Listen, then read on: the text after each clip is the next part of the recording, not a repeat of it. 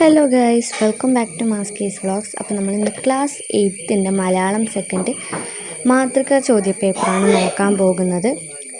അപ്പോൾ കുറച്ച് ചോദ്യങ്ങൾ നമുക്ക് നോക്കാം. ഞാനിവിടെ ഉത്തരങ്ങൾ കൊടുക്കുന്നില്ല, ചോദ്യങ്ങൾ നിങ്ങൾക്ക് പരിചയപ്പെടുത്തി തരികയാണ് മാത്രം ചെയ്യുന്നത്. അപ്പോൾ വീഡിയോ സബ്സ്ക്രൈബ് ചെയ്യാത്തവർ ഇപ്പം തന്നെ പോയി സബ്സ്ക്രൈബ് ചെയ്യാം. ലൈക്ക് ചെയ്യാൻ മറക്കരുത്. നിങ്ങളെ സപ്പോർട്ട് ഫുള്ള് ഞങ്ങൾക്ക് വേണം. ഇപ്പോൾ കുറച്ച് സബ്സ്ക്രൈബേഴ്സാണുള്ളത്, നമ്മൾ തുടങ്ങിയിട്ടുള്ളൂ. സബ്സ്ക്രൈബേഴ്സ് കൂട്ടാൻ നിങ്ങൾ സഹായിക്കുക. അപ്പം ഇനി നമുക്ക് കുറേ ചോദ്യങ്ങളിലോട്ട് കടക്കാം. നിങ്ങൾക്ക് ഇവിടെ കുറേ നിർദ്ദേശങ്ങളൊക്കെ തന്നിട്ടുണ്ട്. ഓക്കെ, അപ്പോൾ നമുക്ക് ഇപ്പം എന്താണ് കുറേ തന്നിട്ടുണ്ട്. അപ്പോൾ ഒന്നാമത്തെ ചോദ്യം തുടങ്ങുന്നത് എവിടെ നിന്നാണ്? 1 മുതൽ 4 വരെയുള്ള ഉത്തരം തിരഞ്ഞെടുത്തിട്ട് എഴുതുക. ഒരു സ്കോർ വീതം, എല്ലാത്തിനും ഒരു സ്കോർ വീതമാണ് കൊടുക്കുന്നത്. ഓക്കെ, അപ്പോൾ നിങ്ങൾക്ക് അരമണിക്കൂറിൽ 40 മാർക്ക് വെച്ചാണ് കേട്ടോ ഇരുന്നത്. അപ്പോൾ ഒന്നാമത്തെ ചോദ്യം നമുക്ക് വായിച്ചു നോക്കിയാലോ. നീ എന്തു മടയത്തമാണ് ഈ കാണിക്കുന്നത്? ഇത്തിരി പോന്ന നിനക്ക് കൂടി നീ എന്ത് മടയത്തമാണ് ഈ കാണിക്കുന്നത്? ഇത്തിരി പോന്ന നിനക്ക് ഈ കാട്ടുതീ കെടുത്താനാവുമോ? മഴദേവൻ്റെ ഈ വാക്കുകൾ തെളിയുന്ന മനോഭാവമാണ്, പരിഹാസമാണ്.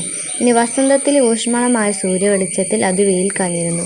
സൂര്യവെളിച്ചം എന്ന പദത്തിൻ്റെ ശരിയായ വിഗ്രഹരൂപം എന്താണ്? സൂര്യന് വെളിച്ചമാണോ? അല്ല. സൂര്യനാകുന്ന വെളിച്ചമാണോ? അതുമല്ല. പിന്നെന്താണ്? സൂര്യൻ്റെ വെളിച്ചമല്ലേ? ഉത്തരം സൂര്യൻ്റെ വെളിച്ചമാണ് സൂര്യവെളിച്ചം. സൂര്യനെ പോലെയുള്ള വെളിച്ചമാണോ? അതുമല്ല. അപ്പം എന്താണ് നമ്മുടെ ആൻസർ? സൂര്യൻ്റെ വെളിച്ചം എന്നാണ്. അപ്പോൾ 2ൻ്റെ ഉത്തരം സൂര്യൻ്റെ വെളിച്ചം. ഒന്ന് ടിക്ക് ചെയ്ത് തരാം. 1 മിനിറ്റ്, ഞാൻ ഈ ബ്രഷ് ടൂൾ ഒന്ന് എടുക്കട്ടെ. ഓക്കെ കിട്ടിയിട്ടുണ്ട്. ഇപ്പോൾ ചെയ്തുതരാം. Okay, ready. അപ്പോൾ നമ്മൾ 2ൻ്റെ ഉത്തരം സി ആണ്. ഇനി 3ാമത്തെ ചോദ്യത്തിലോട്ട് പോവാം. മഴയും പൊട്ടി വീണു. അടിവരയിട്ട പദം നൽകുന്ന അർത്ഥസൂചന എന്ത്? ചെറുതായി പെയ്തു, ബി ഇടയ്ക്കിടെ പെയ്തു, സി നിർത്താതെ പെയ്തു, ഡി പെട്ടെന്ന് പെയ്തു. പൊട്ടി വീണു എന്ന് പറഞ്ഞാൽ എന്താണ്? പെട്ടെന്ന് പെയ്തു എന്നല്ലേ? പൊട്ടി വീണു എന്ന് പറഞ്ഞാൽ പെട്ടെന്ന് പെയ്തു എന്നുള്ള ആ ഒരു ആശയമാണ് തരുന്നത്. ഇനി 4ാമത്തെ ചോദ്യം എന്താ? അപ്പോൾ പെട്ടെന്ന് പെയ്തു എന്നാണ് ആൻസർ. ചുവടെ തന്നിരിക്കുന്നവയിൽ കുരുവിയും കാട്ടുതീയും എന്ന പാഠഭാഗത്തിന് യോജിച്ച പ്രസ്താവന ഏത്? ഒന്ന് വായിച്ചു നോക്കാം. 1ാമത്തെ പ്രസ്താവന, കാട്ടുതീ പടർന്നപ്പോൾ കുരുവി തീ അണയ്ക്കാൻ ശ്രമിച്ചു. അതെന്താണ്? കാട്ടുതീ പടർന്നപ്പോൾ കുരുവി തീ അണയ്ക്കാൻ ശ്രമിച്ചു, അതൊരു അതിൽ യോജിക്കുന്ന ഒരു ഭാഗമാണ്. അപ്പോൾ നമുക്ക് അവിടെ ഒരു പോയിൻ്റ് ഇടാം. മഴദേവൻ തീ അണയ്ക്കാൻ കുരുവിയെ സഹായിച്ചു. തെറ്റല്ലേ? അത് തെറ്റാണ്. പിന്നെ 3ാമത്തേൽ പോകാൻ തെറ്റാണ് കേട്ടോ. മഴദേവൻ്റെ വാക്കുകൾ കേട്ട് കുരുവി തൻ്റെ പ്രവൃത്തി അവസാനിപ്പിച്ചു, അതും തെറ്റാണ്. അങ്ങനെ ഒരു ഇത് അവിടെ കൊടുത്തിട്ടില്ല. ഇനി 4, മഴദേവൻ കുരുവിയെ പരിഹസിച്ചു, അതല്ലേ ശരി. അപ്പോൾ എന്താണ് നമ്മുടെ ഉത്തരം? ബി 1ഉം 4ഉം ആണ് ശരി അല്ലേ? ഞാനിവിടെ ശരിയായതൊക്കെ പോയിൻ്റ് ഇട്ട് വെച്ചിട്ടുണ്ട്, നമുക്ക് വേഗം എടുത്തെഴുതാൻ. അപ്പോൾ ബി ആണ് ഉത്തരം, 1ഉം 4ഉം ശരി. ഇനി നമുക്ക് അടുത്തതിലോട്ട് പോകാം. 5 മുതൽ 7 വരെയുള്ള ചോദ്യങ്ങൾക്ക് 3, 4 വാക്യത്തിൽ ഉത്തരം എഴുതുക.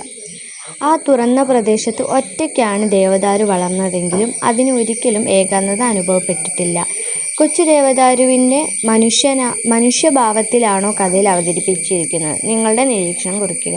അതായത് ഇവിടെ ഒരു കൊച്ചു ദേവദാരുവിൻ്റെ പാഠഭാഗത്തിലൊരു ഇത് കൊടുത്തിട്ടുണ്ട്.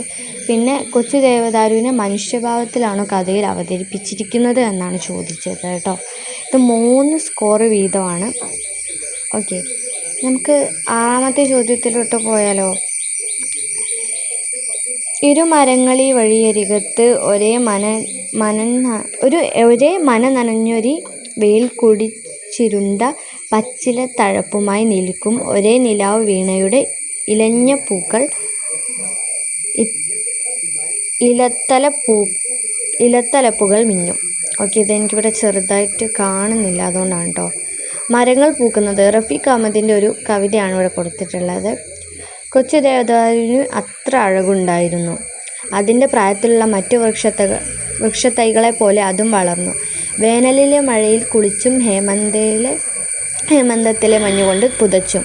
കൊച്ചു ദേവദാരു എന്ന കഥയിലെ കുറച്ച് വരികളാണ് ഇവിടെ കൊടുത്തത്. 2 രചനാഭാഗങ്ങളിലും മരങ്ങളെ അവതരിപ്പിച്ചതിന് ഭംഗി കണ്ടെത്തിയത്. ഈ കവിതയിലും കഥയിലും മരത്തിൻ്റെ ഭംഗി നമ്മൾ ഈ 2 രചനയിലും മരങ്ങളെ അവതരിപ്പിച്ച ഭംഗി കണ്ടെത്തിയതാനാണ് പറഞ്ഞത്. ഇനി 7 കിടക്കാം. ഞാൻ എനിക്കാവുന്നത് ചെയ്യുന്നു. ഇത്രയും പറഞ്ഞ കുരുവി തൻ്റെ ജോലി തുടർന്നു. തീ തൻ്റെ ജീവനെടുക്കും വരെ. കുരുവിയുടെ പ്രവൃത്തി നൽകുന്ന സന്ദേശമുണ്ട്. അതായത് നമുക്കറിയാലോ, നമ്മുടെ കാട്ടിൽ തീ പടർന്നപ്പോൾ നമ്മുടെ ഈ കൊച്ചു കുരുവി ചുണ്ടിൽ വെള്ളം നിറച്ച് കാട്ടിൽ തീ അണയ്ക്കാൻ ശ്രമിച്ചു. തൻ്റെ ജീവനെടുക്കും വരെ. തീ തൻ്റെ ജീവനെടുക്കും വരെ. അപ്പോൾ ഈ വാക്കുകളിൽ നിന്നും കുരുവി നമുക്ക് നൽകുന്ന സന്ദേശം എന്താണെന്ന് ചോദിക്കുന്നത്. കുരുവിയുടെ ഈ പ്രവൃത്തിയിൽ നിന്നും നമുക്ക് നൽകുന്ന സന്ദേശം. ഇനി അല്ലെങ്കിൽ, കാറ്റ് വരുമ്പോൾ വാതിലടയ്ക്കുക, വെള്ളം വരുമ്പോൾ വാതിൽ തുറക്കുക.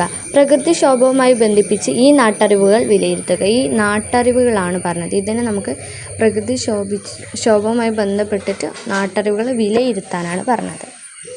ഓക്കെ, ഇനി 8ാമത്തെ ചോദ്യം. പപ്പ, ഈ കൊച്ചു ദേവദാരു മരത്തെ മുറിക്കാതെ നമ്മൾ അതിനെ പുതുവർഷ മരമായി അലങ്കരിച്ചു. എത്ര നന്നായി! നല്ല ആശയം തന്നെയാണിത്. എത്ര മനോഹരമാണ് കൊച്ചു ദേവദാരു! എത്ര മനോഹരമായ കൊച്ചു ദേവദാരു മരമാണിത്. എല്ലാ പുതുവർഷവും നമ്മൾ ഈ മരത്തിനെ അലങ്കരിക്കാം. കൊച്ചു ദേവദാരു. തന്നിരിക്കുന്ന പാഠഭാഗം വിശകലനം ചെയ്ത് പ്രകൃതിയോട് നമുക്കുണ്ടാവേണ്ട സമീപനം വിശദമാക്കി കുറിപ്പ് തയ്യാറാക്കുക. ഇത് വായിച്ചിട്ട് നമുക്ക് പ്രകൃതിയോട് നമുക്കുണ്ടാവേണ്ട സമീപനം വിശദമാക്കി കുറിപ്പ് തയ്യാറാക്കാനാണ് പറഞ്ഞത്. വിശകലനം ചെയ്തിട്ട് കുറിപ്പ് ചെയ്യുക. ഇനി 9ാമത്തെ ചോദ്യത്തിലോട്ട് പോകാം. കാട്ടുതീ പടർന്നപ്പോൾ കുരുവിയും മഴദേവനും ഒരുപോലെയാണോ പ്രതികരിച്ചത്? അവരുടെ സമീപനങ്ങൾ വിലയിരുത്തി കുറിപ്പ് തയ്യാറാക്കുക.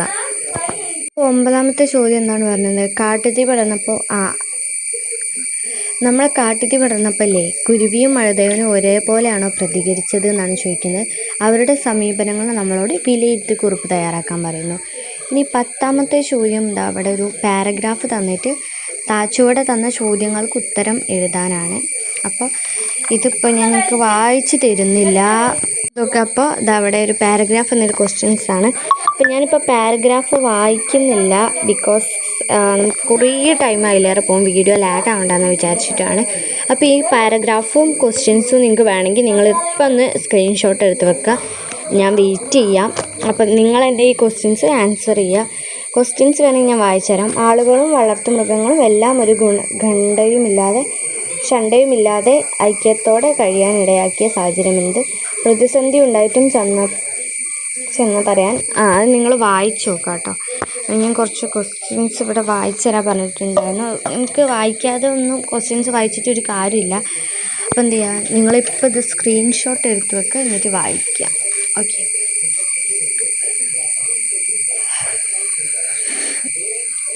അപ്പോൾ നിങ്ങൾക്ക് വായിക്കാൻ ടൈം വേണമെങ്കിൽ ഞാൻ ടൈം തരാം. അപ്പോൾ നിങ്ങൾ ജസ്റ്റ് ഒന്ന് സ്ക്രീൻഷോട്ട് എടുത്ത് വെച്ചോളൂ. ഇത് നിങ്ങൾക്ക് പിന്നീട് വായിക്കാവുന്നതാണ്, കാരണം നമുക്ക് വീഡിയോ ലാഗ് ആക്കണമെന്ന് കരുതിയിട്ടാണ്.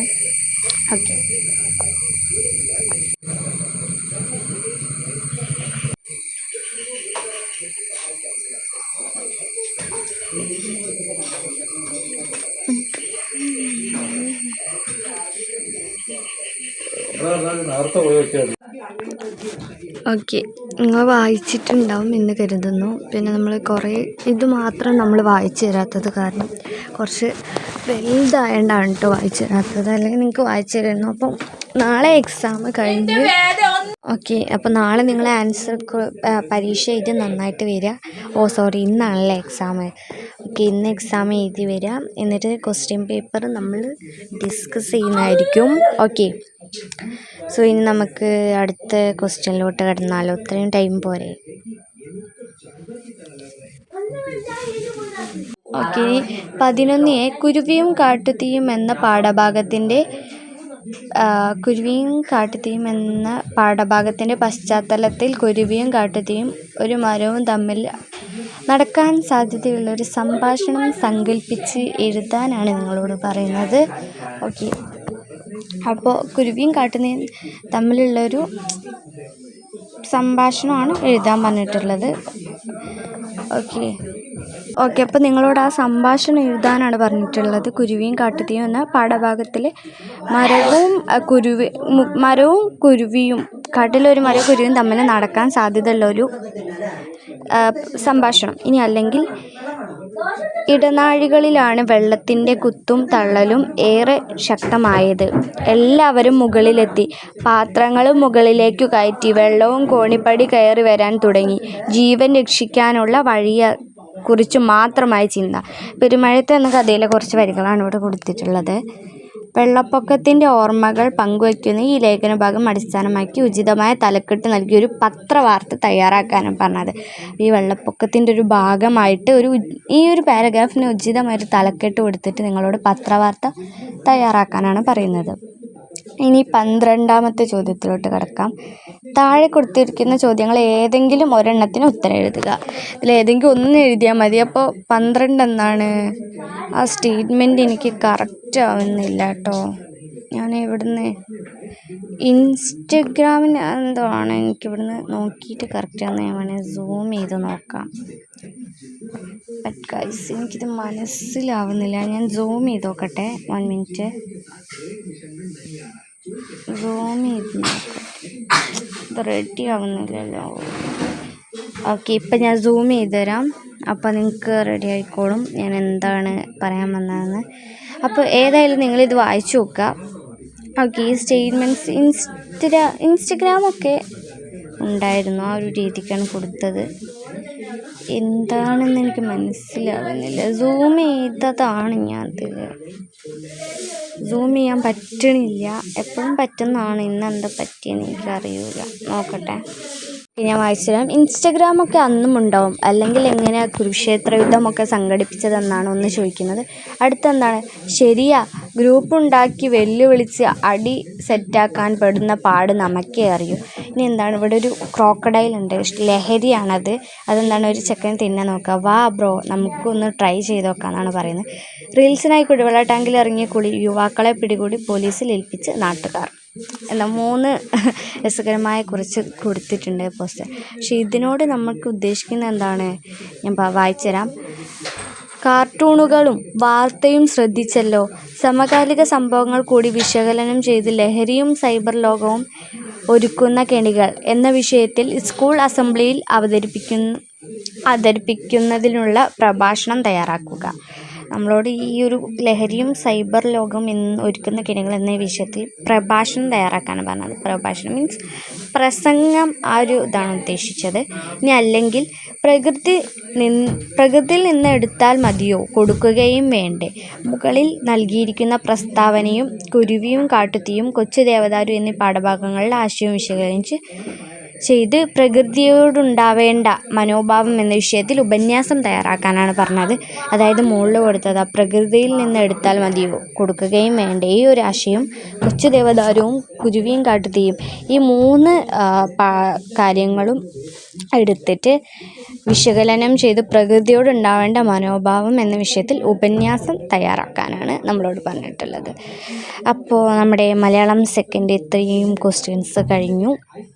അപ്പോൾ നിങ്ങൾക്ക് ഇന്നത്തെ വീഡിയോ ഇഷ്ടമായെന്ന് കരുതുന്നു. അപ്പോൾ ഇന്ന് നമുക്കിതിൻ്റെ ആൻസർ കീ നോക്കാം. ഇന്നത്തെ റിയൽ എക്സാമിൻ്റെ ആൻസർ കീ നോക്കാം. ഓക്കെ, അപ്പോൾ വീഡിയോ ഇഷ്ടമായെങ്കിൽ നിങ്ങൾ സബ്സ്ക്രൈബ് ചെയ്യാൻ മറക്കരുത്. പിന്നെ നമ്മുടെ വീഡിയോ ഒന്ന് ലൈക്ക് ചെയ്യുക. നിങ്ങൾക്ക് വേണ്ടി ഞാൻ ഇവിടെ എഴുതി തരുന്നവരുണ്ട് കേട്ടോ. അപ്പോൾ നമ്മുടെ വീഡിയോ ഷെയർ ചെയ്യുക. ഓക്കെ, അപ്പോൾ ഷെയർ ചെയ്യുക എന്നുള്ളൊരു ഇതിട്ടതാണ്. ഷെയർ ചെയ്യാമെന്ന് ഇതെനിക്ക് മടിയിട്ട് ഗൈസ്. അപ്പോൾ ഇന്നത്തെ വീഡിയോ ഇത്രേ ഉള്ളൂ. വീഡിയോ ഇഷ്ടമെങ്കിൽ ലൈക്ക് ചെയ്യുക, ഷെയർ ചെയ്യുക, സബ്സ്ക്രൈബ് ചെയ്യുക. നമ്മുടെ വീഡിയോസ് ഇനിയും കാണുക, വീഡിയോ ഒക്കെ സപ്പോർട്ട് ചെയ്യാം. അപ്പോൾ മാസ്കേസ് വ്ളോഗ്സിൻ്റെ ഇന്നത്തെ വീഡിയോ ഇത്രേ ഉള്ളൂ. അപ്പോൾ ബൈ.